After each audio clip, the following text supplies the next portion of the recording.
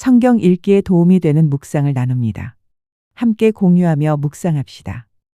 하나님께서는 아브람과의 언약을 새롭게 하시며 그의 이름을 아브라함으로 바꾸어 주셨습니다.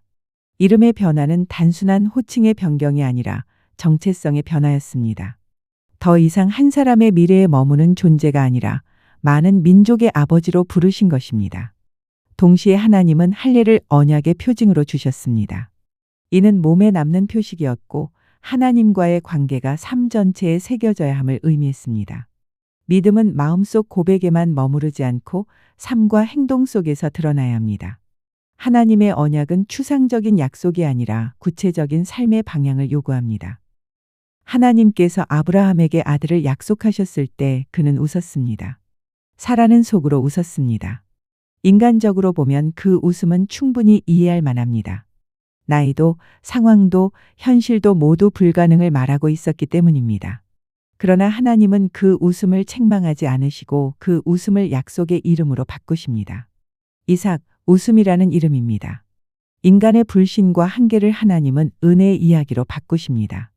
우리가 하나님의 약속 앞에서 흔들리고 웃을 때조차 하나님은 여전히 신실하게 일하십니다. 믿음은 흔들리지 않는 확신이 아니라 흔들리면서도 하나님을 놓지 않는 태도임을 배웁니다. 소돔과 고모라의 이야기는 하나님의 공의와 자비가 동시에 드러나는 장면입니다. 하나님은 죄를 외면하지 않으십니다. 그러나 동시에 한 사람의 의인을 위해 도시 전체를 참아보십니다. 아브라함의 중보는 하나님 마음을 움직이는 기도가 무엇인지를 보여줍니다. 하나님은 멀리 계신 분이 아니라 기도를 통해 뜻을 나누시는 분이십니다. 그러나 결국 소돔은 심판을 받습니다. 이는 하나님이 무정해서가 아니라 악이 더 이상 치유될 수 없는 지점에 이르렀기 때문입니다. 하나님의 심판은 충동이 아니라 오래 참으신 끝에 내리시는 결정입니다. 롯의 아내는 뒤를 돌아보았습니다. 그것은 단순한 호기심이 아니라 여전히 소돔을 마음에 두고 있었기 때문입니다. 몸은 떠났지만 마음은 남아 있었습니다. 하나님께서 우리를 건져내실 때 단지 장소만 옮기시는 것이 아니라 삶의 방향을 바꾸기를 원하십니다. 과거에 매여 있으면 구원의 길에서도 멈춰 설 수 있습니다. 하나님은 앞으로 가라고 부르십니다. 완전히 떠나라고 말씀하십니다.